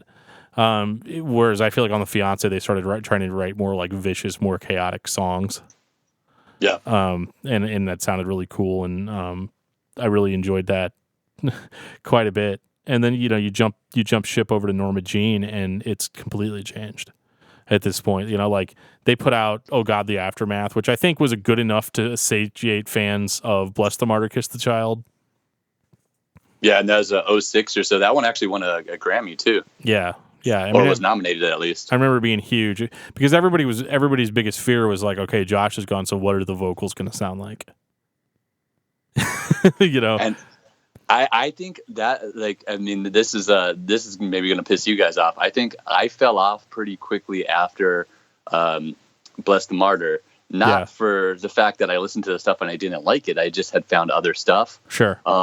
And I didn't come back actually till recently over the last few years, and then start listening to all this stuff that had come out, 10 years ago or 8 years ago, and realizing, wow, why did I not listen to this? Right. Our guitarist, Corey, his favorite album is actually Anti-Mother, which also might start a little bit of a ruckus. Not really. But, not really. The Anti-Mother's rock solid. It just doesn't sound like a Norma Jean record, Yeah. I think it was when I first heard the new vocals. I think I was just on board with Josh, and I heard the new ones, and I remember hearing the singing, and this is stupid of me thinking back, but at the time I remember thinking, this singing sounds a little nu metal-ish, and that's when it wasn't cool to like nu metal at that time for someone that was in that type of band, So it was like, okay, I'm going to move to something else. Sure. But going back, I love it. And then Wrongdoers. I mean, when I heard Wrongdoers at first, I'm like, that's when I needed to go back and listen to all the stuff that I missed out on, because it was, Wrongdoers was like, wow, this is some of the best stuff that in my opinion, that they had done, that had the mix of the old, but also a lot of polish to it. Oh yeah, for sure. Actually, it's funny too because some of their more chaotic songs now almost sound a little bit like Chariot songs, which I always thought was kind of funny. For whenever they decide that they're going to go back to heavy, like they don't go back to Bless the Martyr, they go back to like mid Chariot career style songs. They could fill the space with the Chariot being gone now, maybe. Right. Yeah. So yeah, with Norma Jean, obviously at some point in the future we're going to have this amazing podcast on them that's going to change your life. Hype. Yeah. It up. Yeah, like literally Norma Jean's going to show up and play, in your basement, like right in front of you after you listen to that podcast. Don't tease me. So, but yeah, so there's only a couple more bands I'm going to cover just because we've been at this for like an hour and a half now. But people stopped listening a long time ago. Oh, I'm sure. Yeah, you can say anything at this point. Yeah, too long, didn't listen. Yeah. But we should do what Travis does and break it up into two. But no, what I think is funny is so when listening to American standards, this could be completely unintentional, but I got kind of a latter day Spitfire kind of vibe. That's actually I don't even listen to that, so that's completely unintentional. Oh, okay, cool. Well, you should listen to that because it's great. Now I feel embarrassed. Like I feel like I'm not cool anymore. I've lost all the respect here. Oh no, you're cool. Don't worry about it. It's fine. Did you ever listen to any Spitfire? I do get that all the time, though. I do get the whole like when we play shows now, especially being in my 30s and playing for sometimes people that are literally half my age. Yeah. People will say, like, I remember when Touche Amore was first starting to get big, and people would talk to me about Touche Amore at shows, and I'm like, I have no clue who these guys are. And then we play with them, and there's 400 kids piling on top of each other to sing the words. And you're like, what the hell have we done wrong? Yeah. Yeah, that's when I feel really, really old sometimes playing this kind of music, Yeah. So Spitfire, the band name Spitfire, I have to check that out. Yeah, well, okay, so they would definitely be a hidden gem on Solid State. They started on Solid State, and they put out a very chaotic metalcore record called The Dead Next Door, which is an album that's much better than the movie that it's named after.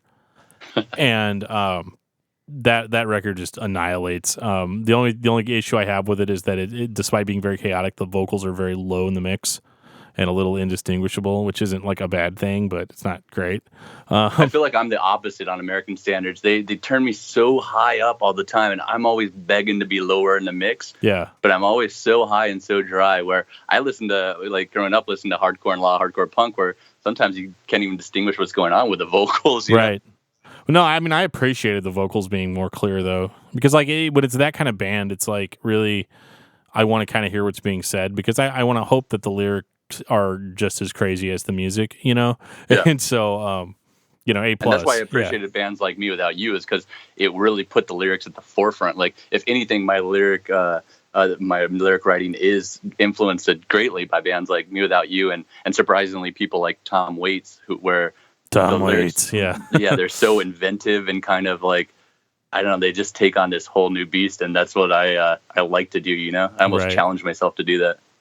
Well, definitely check out Spitfire's later albums.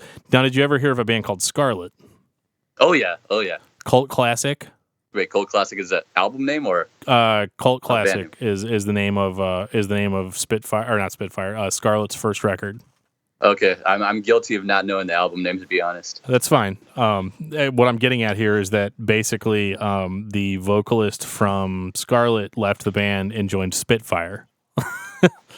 And they put out 2 records that were just, in my opinion, very almost perfect in that style. I think you'd dig it. If you like your own band, I think you'll dig it. I hate us, so it sounds horrible. I hate our stuff. I just do this for the paycheck. Yeah. But yeah, right. I'm doing this for the $12 we get off Spotify every month. Hell yes. Well, I listen to you guys on Spotify, and then I listen to you on Google Play. So. I appreciate it. That paid for me to go to Power Rangers. There you go. I like it. So is that viable? That's what we call a throwback. I'm sorry. I'm so sorry that I'm like changing the subject so much, but like, is that viable? Like Spotify and Google Play and all that? Like, does it? Okay. I would imagine. Don't you have to have like more than 1 million downloads or something? Like 4 guys. Yeah. It's not at all viable from that standpoint. Like not even being sarcastic, we'll get a check from our things that are streaming media, right, for $20 or $30 a month. Oh wow. and that, that's, if you're getting, 20, 30,000 plays, you're getting a fraction of a penny, Right. So, it's nothing. So it's nothing. Where now iTunes and Amazon is a little bit better, but not much. It's still, maybe $1 or so for every time that someone downloads a $10 album. Right. Wow. But where we get the majority of our money is when people purchase stuff off our Bandcamp. Okay. Bandcamp's great for us, and then merch really. So when we're playing shows, on top of our guarantee, we've got these T-shirts and buttons and stickers and everything else, and that's really where the money comes from. That's what supports us to record. We've spent about $6,000 on this new album so far, which is very small by the standards of any large band, but also very expensive for a band that's decided to do it independently. Yeah, I hear you, man. Our debut album cost $500. Yeah. See, I mean, and that's Thanks, Travis. That's almost like you can do that now because especially with how home studios are, you can really do that. With this new one, we decided to spend more money than we've ever spent on an album. We went to Los Angeles to record at this place called King Size Sound Labs, where they did like Bad Religion, they did the Mars Volta, they did the Last Let Live album, they've done like Andrew WK. Oh, cool. So just like a big mix of stuff, Yeah. But it became really expensive, not only from renting out the studio, which was a fantastic studio, but also driving to and from Los Angeles, because we can't stay in Los Angeles for the couple of months it takes to record. Right. So we're driving back and forth, so we still keep our day jobs, because like I said, the Spotify paycheck is not paying the bills. I hear you, man. I think if we're on the road, if we're a little bit younger, and I used to do this when I was younger, if we're on the road nonstop, we'd be able to make a living off of it. Sure. But since we're not doing that, we're going out on tour every couple months, and then playing like weekends and things like that. Right. It's the only way that we survive through it is by selling things like T-shirts. I gotcha. That's cool. So we not to take away any of the allure of being in a band. I mean, follow your dreams, kids. Yeah, no, it's great though. Dude, there's no better feeling than being in a band and playing live shows, even if nobody's there. Like it's just, there's just something about getting up and doing it that for whatever reason is sustaining, and it's kind of a bait and switch because you're basically giving up everything for it. But Oh yeah. It's honestly the best thing about being in a band is, for me, is it gives you these experiences that you wouldn't have any other way. It's Right. like I wouldn't be, visiting, for example, on the show when we're coming through Kansas City. I wouldn't be going to Kansas City and roaming around downtown and finding different restaurants and bars and things to kill the day Right. if I wasn't in a band. Right, for sure. It's taken us all around the states. 95% of the people I talk to on a regular basis are people I know just because I've been playing music for so long. Gotcha. That's awesome. We're so when you guys are coming, you said you're coming like the 24th? Yep, the 24th we're playing in Kansas City at this place called Bubba Spins. Okay. Which I don't know anything about this place, but I do hear they do some really cool DIY shows there. Okay. And we like to, when we can, if it's a place that's not it's DIY, but it's not going to get shut down the second we get to the venue or start playing. Right. We like to do those shows because we'd rather be in a room that fits 100 people and have 100 people in the room, right, than be in a place that fits 800 people and have 100 people in the room. Sure. Yeah. Just kind of, it's a boner killer. Yeah. Yeah. But yeah. So I think I'm probably going to call it at this mark just because I'm tired and lazy. But we had definitely. I've got to eat dinner here too. It's probably late for you guys, right? You guys are 2 hours ahead of Arizona. Yeah. So yeah, it's about almost 9 here. You're 30. You need to turn in. It's 9 p.m. Yeah. What time is it, Jim? And you've got. It's quarter till 9. Oh, okay, my bad. Not only are you 30, but you've got 2 kids and you're expecting another. You're a very tired man right now. Yes, I am, and I worked. Wait, I think you also don't learn your lesson the first 2 times. That's kind of weird. Yeah, I feel like we broke through with a few things tonight. Right. Yeah, we'll get together and do a counseling session really soon. But this is the point in the show where we are going to let you plug away. Well, fair enough. I don't have a whole lot to plug other than the new album American Standards is releasing. It's called Anti-Melody. Oh yeah. It comes out actually April 28th, where we're doing a show in Phoenix, Arizona at the Rebel Lounge to release it. And then after that, throughout May, we're going to be touring mainly through the Midwest. We start on the 18th, and then we tour through the Midwest out to Tennessee. We wrap back around. We ended in Las Vegas, I believe. Okay. It's 10 or 12 states in total, and all those dates are on our social media. So if you go to anything that you can possibly think of /American Standards, we're most likely on it. Sweet. Pornhub or you / can find American us. Standards. Exactly. We're on that as well. And like in the comment section, we're like, hey, check out my band when you're done. Wash your hands first. Yeah. Yeah, exactly. And then we're also on all the, obviously, like iTunes and Amazon and Spotify. That's where you can also pre-order the album. So if you pre-order the album, you'll get it the day it comes out. If you get a physical copy of it, you'll get it a week before it comes out, which is cool. Pretty soon here. So that's all great stuff. We've got new videos out. So we just put out a video for Writer's Block Party, our first single, which is a kind of fun video. We try to take away the tough guy attitude and just do something fun with our friends. And then we've got another video that we're actually premiering. If anybody's listening right now, or depending on when you post this on iTunes, it's going to be this Monday coming up. Revolver Magazine is actually premiering our next music video for a song called Carpe Diem tomorrow. That's awesome. We'll try to post up some of those videos on our pages as well. Good deal. We'll do the same for anything on this, man. Yeah, definitely appreciate that. This was super exciting. I know we couldn't stay on topic or anything, but it was a lot of fun, and I'm hoping that we can kind of do stuff like this in the future.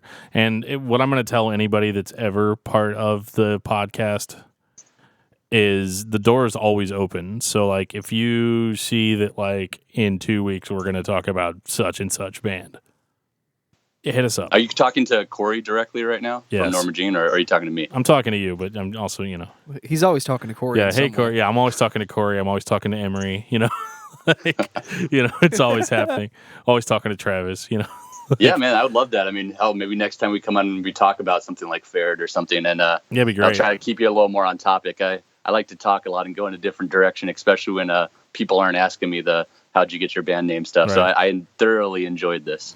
Yeah, we did as well. So definitely the door is always open, man, and we'll look forward to talking to you. I can't guarantee we'll make it on the 24th because we're in St. Louis, which is a little further away from Kansas City than is comfortable, but we'll anything can happen. That's fair enough, and I'll let you know next time we're in your area. Maybe we'll be playing a basement with a Nine Inch Nails cover band. Sounds good to me, man. I'll be there. Hey, take it easy, guys. Yeah, you too. Have a good night. This has been episode 10 of Discography Discussion. Thank you for listening. You can like us on Facebook or follow us on Twitter at Discuss Metal. Subscribe to our podcast everywhere you listen to podcasts, including Google Play, iTunes, and Stitcher. Visit DiscussMetal.com for all things discography discussion, and please send questions and comments to danandjoeshow@gmail.com.